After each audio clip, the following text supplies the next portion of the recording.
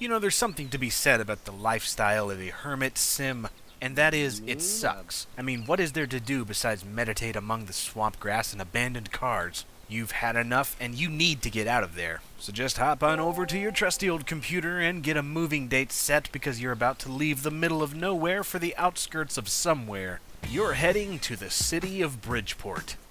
Yes, this is the third expansion pack for The Sims 3, Late Night. And it's the cure for what ails you, as long as you're being ailed by loneliness and agoraphobia. While you can go out on the town in The Sims 3, and even do so late at night, I might add, it's just not the same, and unless you get TS3LN, you'll be SOL.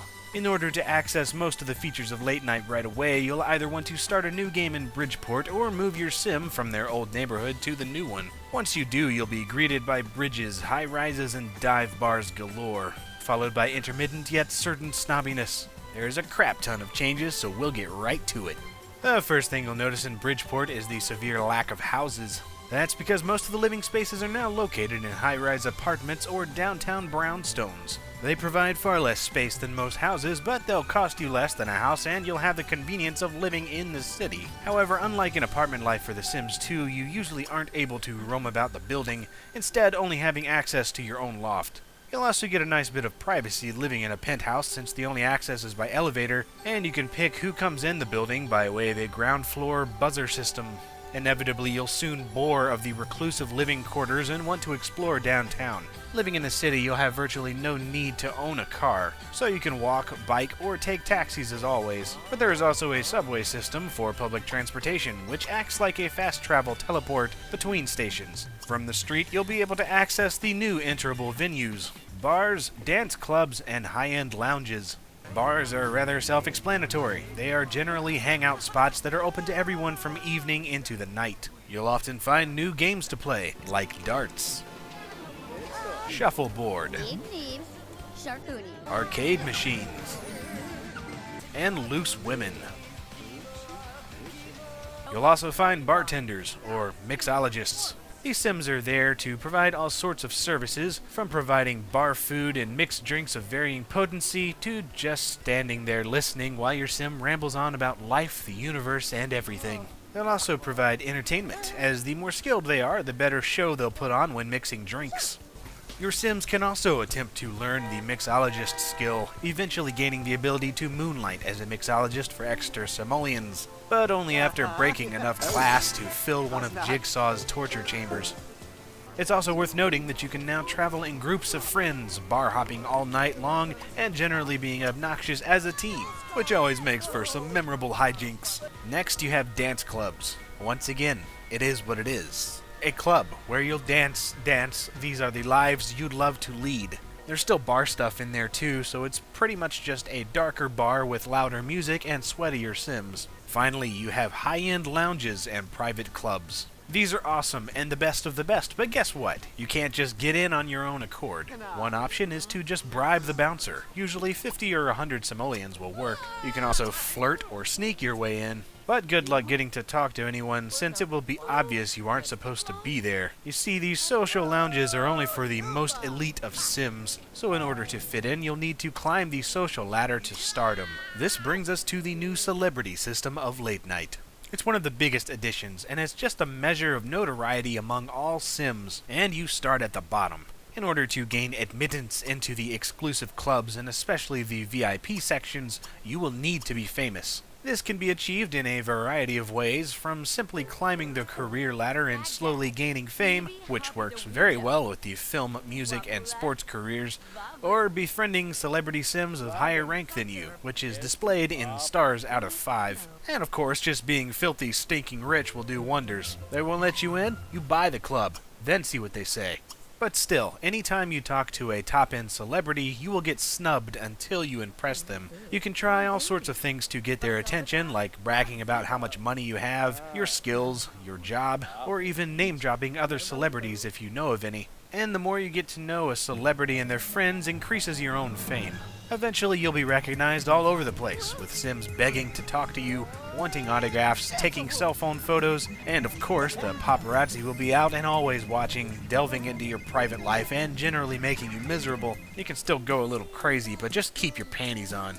How you react to all this attention will determine how you're perceived around town, with you getting free stuff and open entry to clubs at your peak, to being ridiculed, being taken to court, and pasted all over the tabloids at your lowest. Slow to climb, quick to fall.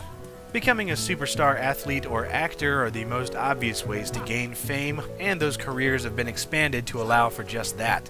But a new way to do so is to form a band. It's a lot of work, but I really enjoy this. If you and another sim or two have at least one skill point with an instrument, you can start a band. And there are 3 new instruments to choose from: an upright bass, the piano, and the drums. Scout around for some talent, like bar dwellers and park hippies, and get to know them and form a band. You can jam, create songs, and name your group whatever you want.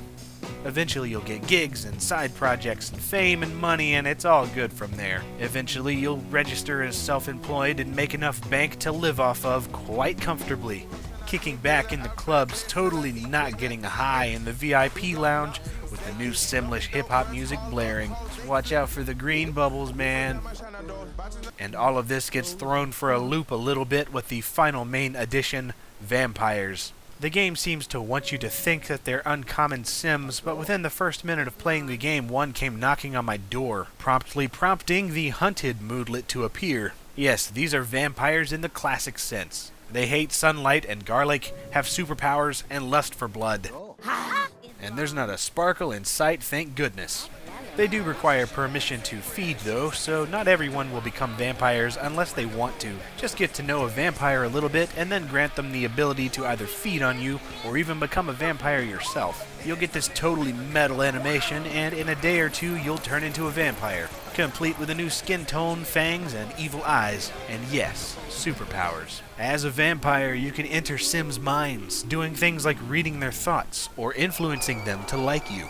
You'll also gain skills more quickly at night, run like the friggin' bionic man, and go into infrared mode to hunt for the best candidate to feed on, all while looking cool and scaring the crap out of morons. Yes, being a vampire is pretty much awesome. Well, except for the whole sunlight and no food thing. You'll have a thirst for blood or plasma that you'll need to fulfill either by feeding on Sims or eating and drinking plasma fruit and juice. And if you're out in the sun too long, you'll start to burn, grossing people out and eventually passing out and having your vitality zapped for a day or two. Thankfully, it's hard to die from sunlight, so you can actually live your life as a Nightwalker pretty easily. Other additions to the game consist mainly of items in build and buy modes. In build mode, you have the aforementioned elevators, which are a requirement for high-rises. There's also the new half walls, which are walls cut in half, often with a little decoration along the top.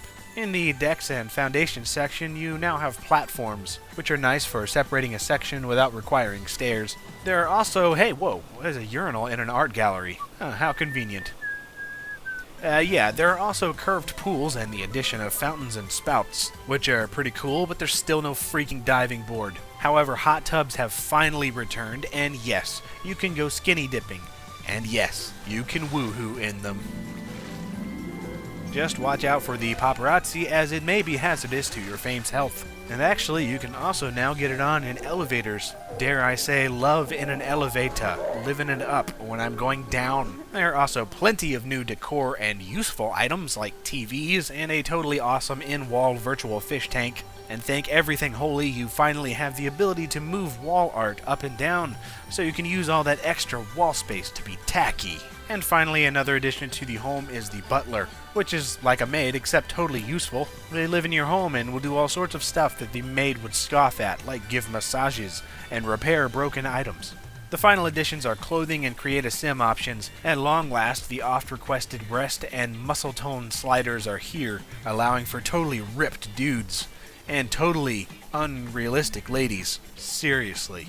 You end up with lots of Sims running around with Lara Croft syndrome, and frankly, it's needlessly distracting, although it fits right into the fakeness factor of the celebrity lifestyle. Also, you can now simply choose your Sim's lifetime wish instead of having to pick it based on your traits. There, of course, are new traits to match the new features of the game, and there's now astrological signs which have been brought back from previous games, which is used for extra compatibility or something, I don't know. And as you'd expect, there's all sorts of new apparel for men and women in pretty much every category, but especially in regards to clubbing attire. And much of it's actually pretty cool for once, except for the stuff that's not.